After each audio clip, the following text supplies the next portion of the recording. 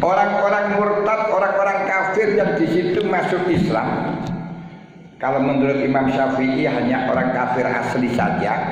Kalau menurut mazhabnya Hanafi, baik asalnya orang kafir asli atau kafir kandungan, berarti orang yang baru, orang yang murtad katut. Ini amalnya kalau masuk Islam semuanya dosa-dosanya diampuni, yufarlahu makut salaf. Tidak, kalau menurut Imam Syafi'i, mazhab Syafi'iyah itu kalau memang hal-hal yang urusan ubudiyah, urusan dengan taklifiyah, yaitu mukallaf, hukum taklifi ini hukum yang ditekankan untuk dilakukan karena mukallaf.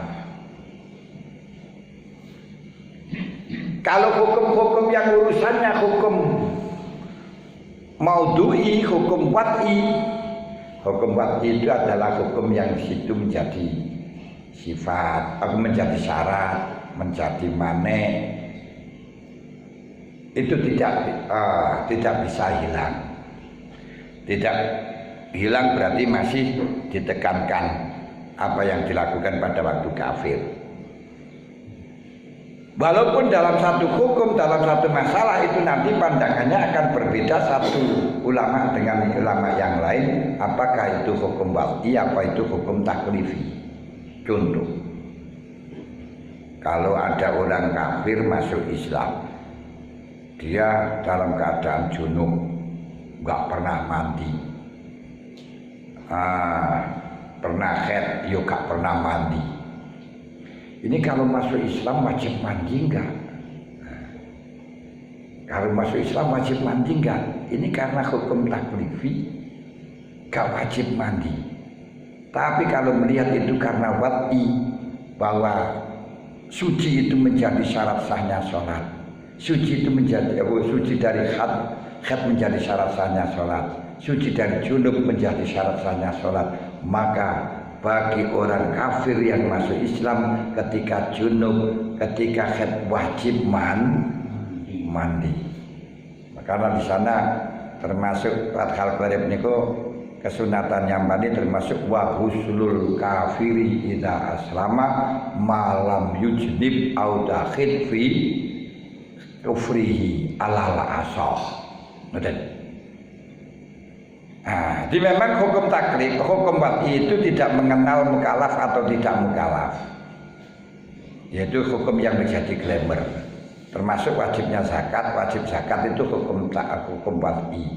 Setiap satu nisab kewajiban zakat, tidak memperdulikan yang memiliki barang tersebut orang anak kecil atau orang balik. Pokok yang penting memiliki satu nisab berkewajiban zakat. Ini namanya hukum wad'i.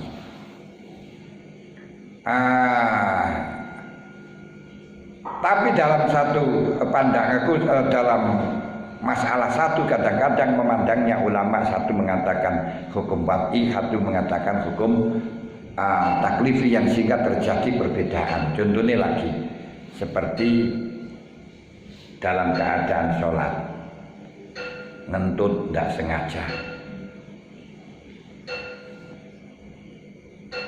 ngentut yang sehingga hilang wudunya. Kewajiban wudu ini merupakan hukum wad'i apa hukum taklifi? Kalau lihat dari sisi wudu itu menjadi syarat sahnya sholat, berarti wudu itu hukum wad'i. Kalau hukum wad'i berarti dalam waktu sholat kok hilang wudunya, batal sholatnya. Berarti kudu wajib mengulang wudu, terus mengulang dari awal, karena itu melihat dari wad'i. Tapi yang mengatakan taklifi, enggak.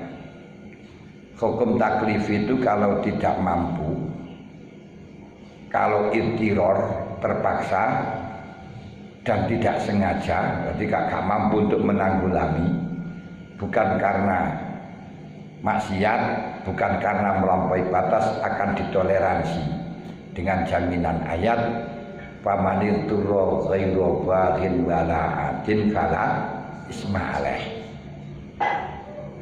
orang yang terpepet bukan karena bakhil, bukan lanjut, bukan karena adil melampaui batas, fala isma alaih, no problem, ora dosa. Duh, berarti dari sini orang sholat kemudian tengah-tengah sholat kentut, sholatnya nggak batal. Nah, lalu bagaimana? Untuk wudhu ya silakan wudhu. Setelah waktu sholat 2 rakaat terus ngambil wudhu dan diteruskan sholatnya, nambahi 2 rakaat lagi kalau sholat asar, karena nggak batal.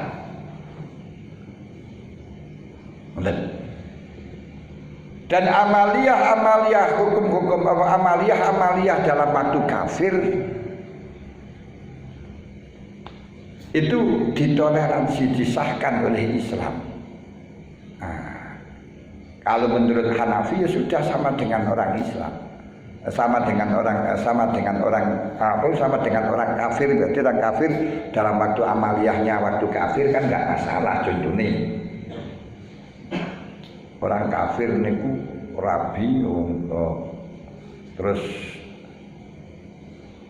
gak usah wali, terus atau dengan caranya mereka lah, yora adil berarti niku sah. Perkawinannya orang kafir niku sah. Makanya walaupun model gereja berarti niku sah. Karenanya ketika masuk Islam tidak ada satupun para sahabat yang diperintahkan untuk mengulangi pernikahan. Dan pernikahan yang dilakukan dengan mahram itu sah bagi agama yang memperbolehkannya. Makanya pada zaman Sayyidina Umar, pada zaman Sayyidina Abu Bakar mengetahui orang Majusi niku rabi dengan mahramnya. Kalau kita tahu ceritanya Abram, namanya Abram kok. Niku kan kawin dengan putrinya sendiri semayu di Pak Dewi. Nah, ini bagaimana? Sah, tidak apa-apa. Tapi kalau nanti masuk Islam bagaimana?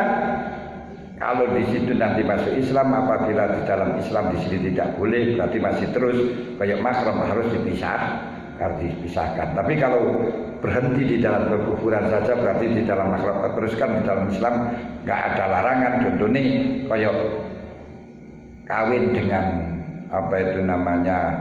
sistem kafir kan, cara Islam nggak sah atau tanda wali ini. Tapi setelah masuk Islam kan ini sudah menjadi istri, tidak harus batal, nggak masalah.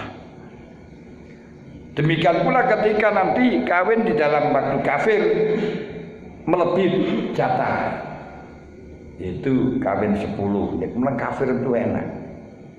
Dalam kanun kalau kawin itu tidak dibatasi dengan 4. Siapa yang kuat ya silahkan. Duwe balung besi otot kawat bisa mendapatkan wanita yang banyak. Seperti Khoyalan.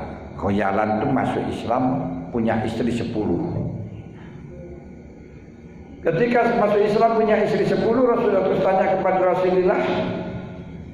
Dengan Rasulullah dijawab amsik arba'an wa farik syairahuna, ambil saja yang 4. Di situ tidak dijelaskan oleh Rasulullah 4 ini apakah nomor 1, 2, 3, 4, apakah 5, 6, 7, 8, apa 3, 6 dan seterusnya.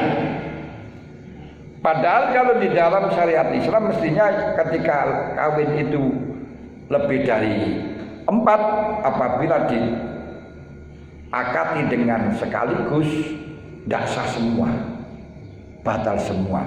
Kalau dengan muratiban terus menerus gantian, yang sah nomor 1 sampai nomor 4, yang nomor 5 tidak sah. Ternyata apa yang dilakukan pada waktu kafir dimaafkan, gak apa-apa. Jika boleh memilih nomor 4, 5, 6, 7, 8 boleh. Padahal cara Islam nggak boleh. Nah, itu karena tidak Islam. Dan itu tidak masalah ketika sudah masuk Islam ditoleransi. Kul iyan tahu yufar lahum ma qad salaf. Tapi permasalahannya kalau yang melakukan semacam itu orang murtad bagaimana? Kalau yang melakukan orang murtad bagaimana? Kalau menurut Imam Syafi'i tidak bisa, kecuali matinya dalam keadaan murtad. Silakan, nggak masalah. Tapi kalau menurut Abu Hanifah enggak. Walaupun toh dia itu kafirnya murtad sama saja. Walaupun dia masuk Islam lagi atau tidak, sama perlakuannya antara murtad dengan orang kafir asli. Tadi kalau Imam Syafi'i dengan pakai dawuh niki fayamut wa huwa kafirun, ayat ini dikoyiti dengan mati kafir, baru habitat a'malu fid dunya wal akhirah. Tapi kalau menurut Abu Hanifah tidak, yaitu pakai ayat kul iyantau yufar lahum ma qad salaf. Itu sing penting wong kafir, tidak dibedakan antara kafir murtad dengan kafir asli. Ngerti? Paham ya?